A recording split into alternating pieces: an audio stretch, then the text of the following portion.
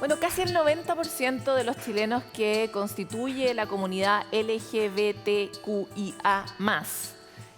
dijo haber sido víctima de algún tipo de discriminación. Sin duda, la salud mental de este grupo es una de las que los especialistas han descrito como la más riesgosa, junto con otros grupos que ya hemos visto como las mujeres y los adolescentes. Aquí tenemos una tarea pendiente como país enorme y a nivel global también, y sobre todo con niños, niñas y adolescentes que son personas que están en etapas muy vulnerables, muy tempranas, de mucha atención y que necesitan encontrar una salida para dialogar mejor con cómo se sienten. Para saber más sobre este asunto, estamos hoy con el sociólogo y director de sostenibilidad en la Fundación Todo Mejora, Matías Trujillo, que nos va a ayudar un poco a comprender este problema y sobre todo algunas alternativas de solución. Matías, gracias por estar en Sanamente. No, muchas gracias por la invitación, feliz de participar en este espacio. Matías, uno lo puede intuir, pero para mí sería importante que tú nos ayudaras a ver cuán difícil es ser parte de esta comunidad y por qué en esta comunidad de las diversidades existen tantos problemas y dolores en materia de salud mental. Es una pregunta interesante porque cuando uno piensa en la imagen, por ejemplo, el salir del closet, existe un momento anterior en donde muchas veces sucumbe el miedo por parte de una sociedad que no está preparada muchas veces para hablar de sexualidad y hablar de sexualidades en realidad.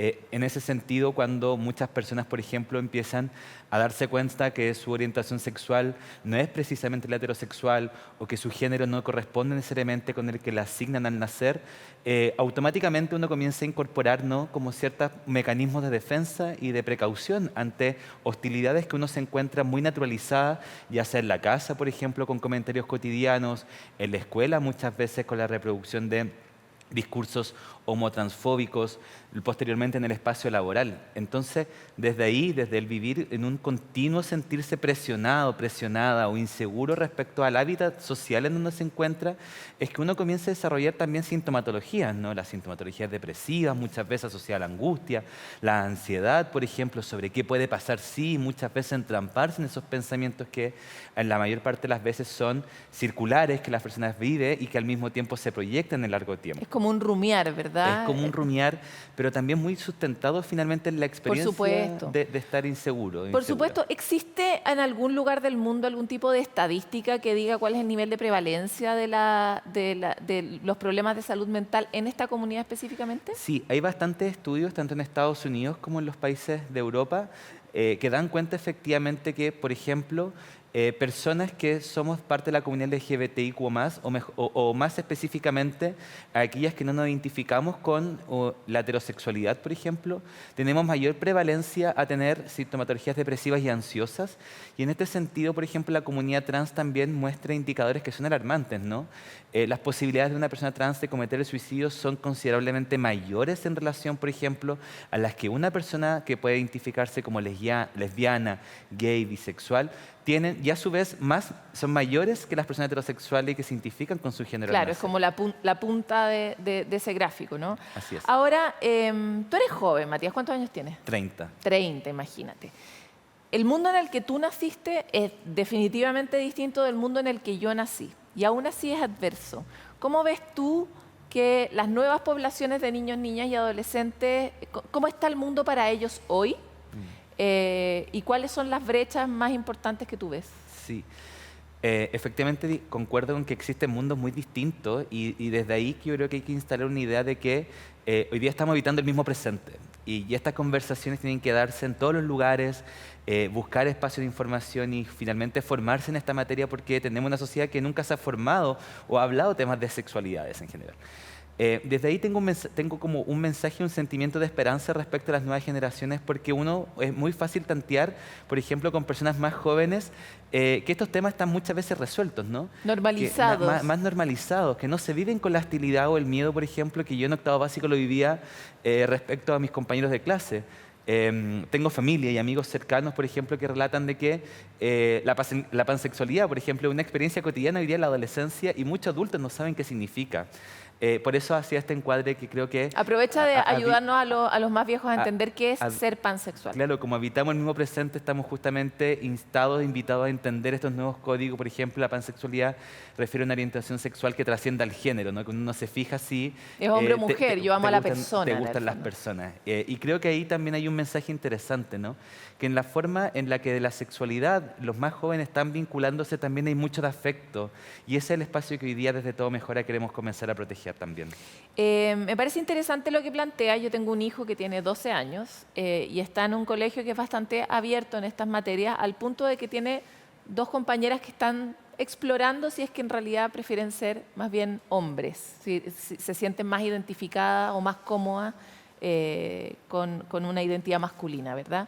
Y para él es una cuestión como, no, es que ya no le puedo decir, da lo mismo el nombre, sino que ahora le tengo que decir este otro nombre que es el que eligió. Pero esto, para mí, que soy una persona de cabeza súper abierta, es difícil de comprender y es difícil de acompañar. ¿Qué recomendarías tú a los padres, a las madres que están hoy día acompañándonos y que tienen una brecha tan enorme de distancia con sus hijos, con sus hijas, que no saben un poco estar a la altura de este presente que tú mencionabas, que estamos compartiendo? Sí. Yo creo que un encuadre general tiene que ver con que en nuestras vidas personales muchas veces tomamos decisiones sin saber qué es lo que viene después y es parte de la vida justamente hacer eso, ¿no? Nadie tiene una vida completamente asegurada en donde la linealidad de sus decisiones son completamente rectas en el fondo y desde ahí lo primero en el fondo es decirle a estos padres, madres, adultos responsables que confíen en estas preguntas genuinas que tienen su hijo o hija, que apoyen esa búsqueda respecto a algo tan esencial como el eres, ¿no? ¿Quién eres tú? ¿Quién eres tú? Y desde ahí que también con mucha humildad reconozcan qué cosas no saben para apoyar ese proceso. Y en ese sentido hay organizaciones como Todo Mejora que estamos disponibles para acompañar esos procesos de formación que muchas veces se abren tarde, ¿no? Porque las orientaciones sexuales debimos haberlas visto en el colegio, pero no ha sido así. En ese sentido, el mundo adulto hoy día tiene la responsabilidad justamente de educarse sobre estas nuevas materias y también de dar y distinguir cuáles son aquellas vivencias que son genuinas del ser, pero también cuáles son aquellas que uno reproduce con los estereotipos y los prejuicios, ¿no? Hace muchos años atrás, por ejemplo, en la generación que a mí me tocó nacer, la homosexualidad estaba caricaturizada en 2 personajes que aparecían en televisión abierta, que de alguna otra manera resumían gran parte de los estereotipos que se le acuñan a la comunidad LGBTIQ+. En ese sentido, yo creo que hoy día lo importante es saber distinguir, ¿no? ¿Dónde están esos espacios de discriminación que también seguimos reproduciendo? O sea, ¿cuáles son las figuras que, por ejemplo, en la representación de la tele, verdad? Claro, por ejemplo, yo crecí con, en televisiones cercanas de mi infancia, recuerdo a Tony Svelte. Y causaba humor, la gente se reía de él, se mofaba de él. Y después en el colegio uno escuchaba a Tony Svelte como parte de este repertorio de insultos que tú denigrabas a otra persona. Entonces, ahí yo creo que es importante también que uno se dé cuenta de cómo va deteniendo esas reproducciones.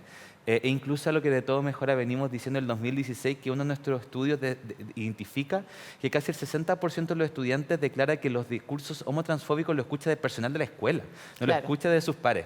Y por lo tanto la responsabilidad del mundo adulto no es solamente informarse sobre estos nuevos temas y educarse al respecto para ser un agente afirmativo, ¿no? Que permita el crecimiento integral de sus hijos o hijas también, y también que pueda también conocer y aprender a dónde están sus propias limitaciones en términos de concepto y alfabetización. De todas maneras. Tú decías que dentro de Todo Mejora ustedes tienen canales de ayuda para las distintas poblaciones. ¿Existe un canal al que un padre o una madre pueda, o un adulto responsable, como decías tú, pueda acudir si es que tiene dudas, si es que siente miedo? Mira, conozco muchos psicólogos y psicólogas que acompañan estos procesos. Y el sentimiento transversal de los padres es como desconcierto y miedo, sobre todo de lo que pueda sufrir su hijo o hija. Entonces, desde ese punto de vista, ¿ustedes tienen un canal específico para acompañar a los padres o madres? Y si no, ¿a dónde los mandarías? Sí, nosotros hoy día desde Todo Mejora contamos con una línea de ayuda que se llama el Programa Hora Segura. Esta línea de ayuda está pensada para apoyar a niños, niñas, adolescentes y jóvenes hasta 29 años que sufren de distintas experiencias de acoso o maltrato basadas en su orientación sexual, identidad y expresión de género, pero también para orientarles y apoyarles en este proceso. Porque muchas veces uno, por ejemplo, busca conceptos tales como identidad de género en Internet y no encuentra información fidedigna. Entonces nuestro foco está ahí y adicionalmente también apoyamos a padres o madres que consultan por cómo apoyar afirmativamente Todo en a hora personas, segura. claro, a personas desde este segmento de la población. Y también un desafío que tenemos a nivel de las instituciones como justamente tener programas de acompañamiento dirigidos específicamente a padres, madres y adultos responsables. Lo que también tenemos disponible en la web de Todo Mejora son materiales de apoyo, ¿no? Guías, manuales, cómo hablo estos temas, dónde, por ejemplo, puedo saber las principales experiencias de acoso o maltrato. Hace un poco tiempo atrás lanzamos un estudio, por ejemplo, que explora los derechos sexuales y reproductivos de adolescentes trans y ahí descubrimos que la principal fuente de información es Internet. Y luego viene el papá o la mamá, y de hecho el papá está al final. Entonces ahí, por Porque ejemplo, el papá sabe menos incluso. sabe Po. menos. Hay una brecha de información que es muy difícil de saltar, Y ¿no? también de confianza, diría yo. Muchas veces también el mundo adulto espera que, por ejemplo, cuando llega tu hijo o hija de clases, tu hijo te responda como, ¿cómo te fue? No, me fue bien, y ahí acabó la conversación. Cuando muchas veces la conversación debería ser, oye, ¿Cómo te sentiste? ¿cómo te sentiste? ¿Te acordás que llevaste la poleta? ¿Pudiste jugar con tu amigo o amiga? ¿Qué te dijeron por tu corte de pelo nuevo? ¿Cómo te fue entre el ramo? Como una conversación más continua, ¿no? Entonces, desde ahí creo que es importante que podamos generar Yo esa... creo que nos cuesta mucho efectivamente tener conversaciones significativas. Al final uno hace una cuestión muy de chequeo y muy de resultado. Esa cuestión de cómo te fue bien es como listo, como Sí. no voy a tener problemas con el asunto del colegio. Me gustaría que desde tu niño le pudieras hablar a los niños, niñas y adolescentes hoy día. Son sin duda una de las poblaciones más afectadas después de la pandemia por todo tipo de patologías. Le ha tocado a esta generación abrir caminos a todas las que vienen atrás, abrir los ojos a todas las que vinieron antes. Y ese costo, el otro día hablaba con esta psicóloga que trabajaba con adolescentes, me decía, siento que los niños y niñas se sienten solos porque el referente que antes te protegía no entiende nada, está en un mundo donde el sentido común se perdió, como son los niños y las niñas los que dicen la crisis climática es relevante, son los niños y las niñas las que dicen es importante aceptar a todo el mundo y nosotros nos quedamos tarde en eso. Entonces, frente a esa soledad hay mucha angustia.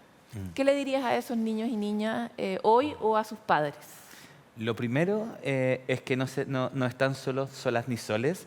Hay organizaciones como Todo Mejora y otras más que trabajan temáticas de infancia y adolescencia en donde podemos justamente apoyarles en caso de que no sientan que el mundo adulto cercano sepa responder a sus necesidades, sobre todo cuando están muy sustentadas en episodios de violencia, ¿no? Tales como bullying, acoso escolar, ciberbullying, y desde ahí podemos acompañarles. Lo segundo es empoderarles, ¿no? Yo creo que todas las generaciones hemos tenido tremendos desafíos en términos como del momento de la humanidad en el que nos tocó desarrollarnos y hoy día existe tiene una capacidad de cambio las nuevas generaciones tremendas en temáticas que van el medio ambiente, temáticas de género y que también nos están enseñando y educando, ¿no? Entonces, y en ese empoderamiento hay mucha perseverancia, hay mucho también justamente el día del orgullo, entonces también hay mucho de orgullo respecto a validar tu propia identidad. Y también de resiliencia, ¿no? Porque sabemos que muchas veces cuando creces en espacios hostiles es difícil poder salir adelante, pero se puede y desde ahí Todo Mejora un espacio en donde podemos apoyar a las personas. No puedo evitar hacerte esta pregunta porque ¿qué fue o qué han visto ustedes en su fundación que son las experiencias que hacen el cambio y que les da esperanza a esta comunidad cuando está como en su peor momento? Nos da la esperanza, por ejemplo, hacer una charla vía Zoom con una escuela que habla sobre identidad de género, que en un principio se desconectan algunos padres y madres porque no era lo que esperaban del espacio, y que la charla termine justamente con un niño que en el nombre de Zoom cambia su nombre, pone su nombre social. Oh. Creemos que esa valentía, ese orgullo, muchas veces es también una inspiración quizás para quienes nos falta coraje en algún ámbito de nuestras vidas y desde ahí justamente creemos con mucha firmeza que los mensajes de esperanza van a ser acciones de esperanza en un futuro. Que así sea. Muchas gracias por estar aquí. Muchas gracias por la invitación. Hay que ser valiente para hacer quien uno viene a hacer. Es difícil, ¿no? Con este mensaje y con algunas herramientas queremos dejarlos con una sensación de compañía, pensando en cuáles son esos lugares donde podemos hacer algún tipo de transformación.